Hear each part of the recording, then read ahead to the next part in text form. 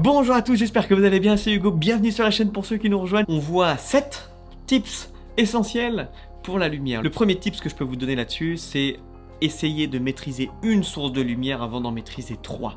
On connaît tous la règle des 3 points, l'éclairage en 3 points, on n'entend que ça, 3 points, 3 points, 3 points, 3 points. L'éclairage en 1 point, c'est déjà capital, c'est déjà 60%, 70% de toutes vos prods en extérieur déjà, ça c'est sûr, et surtout même en intérieur. Quand vous cherchez une bonne exposition de votre visage, c'est pas en ajoutant lumière sur lumière que vous y arriverez. Comme je vous avais dit dans ma précédente vidéo, connaître votre caméra et ensuite connaître les théories de base d'éclairage d'un sujet. La keylight toute seule, déjà, elle peut faire énormément de choses. Je parle que d'une source de lumière, mais on peut très bien utiliser des réflecteurs, des diffuseurs, des murs, pour jouer avec la lumière et contrôler cette lumière, maîtriser cette première source de lumière, c'est très important. Vous devez comprendre ce qu'elle fait la lumière. Qu'est-ce qu'elle fait ma lumière? On y reviendra. La première source de lumière, ça peut être aussi une backlight. Et ça, moi, c'est une technique, comme vous le savez, que j'utilise énormément, le backlight plus réflecteur. Généralement, dans la famille des backlights, on a ce qu'on appelle la rim light. La rim light, to rim, c'est détourer en anglais, qui va venir détourer les cheveux, la tête. C'est parfois une hair light. Dans la famille des backlights, il y a la rim light. Dans la famille des rim light, il y a la hair light. Vous pouvez en inventer même, il y a la shoulder light. Mais vous devez connaître cette théorie. C'est motiver sa lumière. Motiver la lumière, c'est un concept capital, ce sont les bases de la direction photo d'un film ou de votre éclairage, de votre lumière, c'est la même chose. Et c'est ce qui va vous permettre de répliquer, de simuler une source extérieure, une source naturelle ou existante, en tout cas, dans votre scène. Ça se trouve, elle n'existe pas du tout, elle n'est pas vraie. Typiquement, on prend cet exemple pour Candia, j'ai répliqué, j'ai motivé l'éclairage d'une lune qui éclaire de façon bien sympa. C'est une lune un peu bleue cette nuit-là, avec des gélatines bleues, on motive l'éclairage d'une lune naturelle et on n'y voit que du feu. Le but, c'est que ça soit le plus réel possible, le plus naturel possible. C'est très important, il y a vraiment des techniques clés, hein, comment on réplique un soleil, comment est-ce qu'on réplique la lune, comment est-ce qu'on réplique un éclairage, je sais pas moi, de bus, comment est-ce qu'on réplique un éclairage de cuisine. Il y a énormément de choses à savoir et ça c'est passionnant parce que quand vous mettez en place votre setup de lumière et que vous composez la lumière et que vous avez la direction photo en tête et que vous y arrivez, et que vous arrivez à un résultat, c'est tellement satisfaisant, c'est tellement beau, et ça c'est pour ça que moi je fais ça, c'est uniquement pour faire de la compo de lumière et composer des scènes et réaliser des choses où il y a vraiment un travail sur la lumière qui signifie quelque chose, qui a un storytelling, qui met en valeur, qui etc.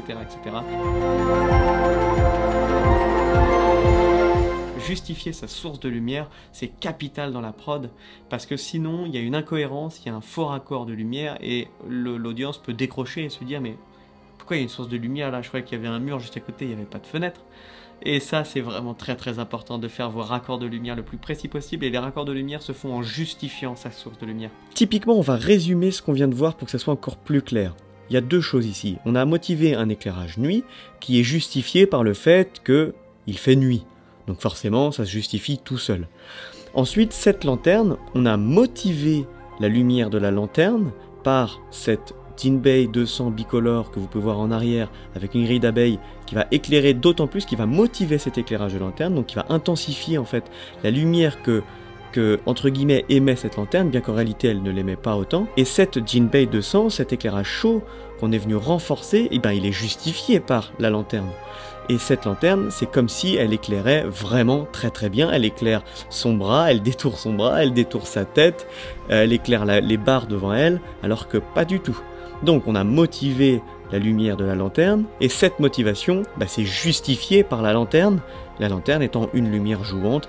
Les lumières jouantes sont très utilisées pour justifier nos sources, vous vous en doutez bien, c'est ce qu'on utilise le plus. Si vous voulez plus d'informations sur l'analyse lumière de cette scène, c'était dans l'épisode 2 du making of de Candia, je vous invite à aller le voir si vous l'avez pas vu.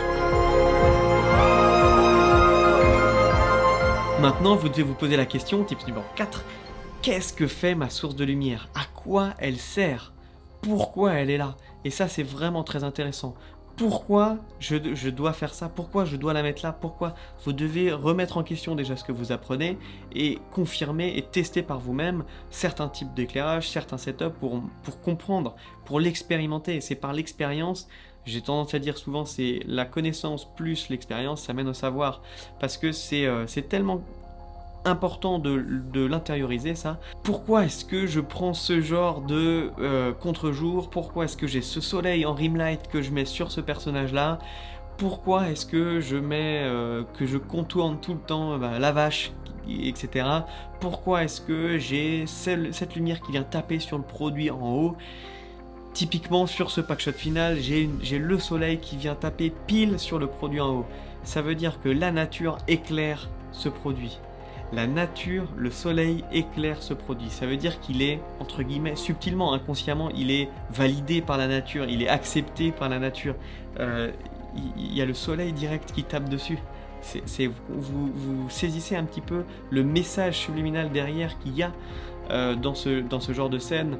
Et en plus, pourquoi est-ce qu'il y a de l'or? Et oui, il y a un réflecteur or qui est posé sur la gauche. Pourquoi est-ce qu'il y a de l'or qui arrive dessus? Parce que c'est une crème de luxe. L'or, c'est luxe dans toutes les cultures. L'or, c'est chic. Vraiment très important de comprendre les couleurs et les lumières. Qu'est-ce qu'elles veulent dire? Pourquoi est-ce que vous rajoutez un negative fill juste à côté? Un drapeau? Pourquoi un drapeau noir juste à côté de votre sujet? Pourquoi est-ce que vous contrastez? Qu'est-ce que vous voulez dire? Est-ce qu'il a une partie ombre chez lui?